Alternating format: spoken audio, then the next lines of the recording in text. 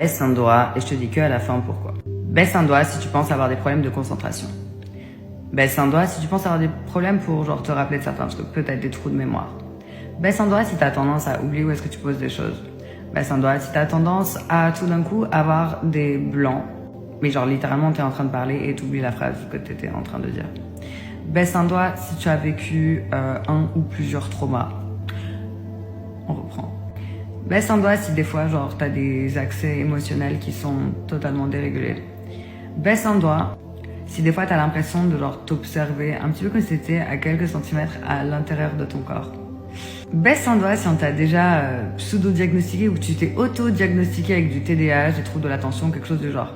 Baisse un doigt si t'as été en couple avec quelqu'un de toxique ou si un de tes parents ou personne qui s'occupe de toi en étant plus jeune est toxique.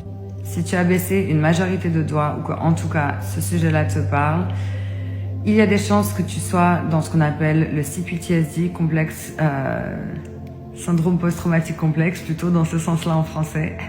Et que soit il y a encore des traumas qui sont pas résolus, soit que ta morphologie cérébrale a carrément changé à cause du trauma, c'est-à-dire que ton cortex préfrontal diminue, ton amygdale prend plus de place.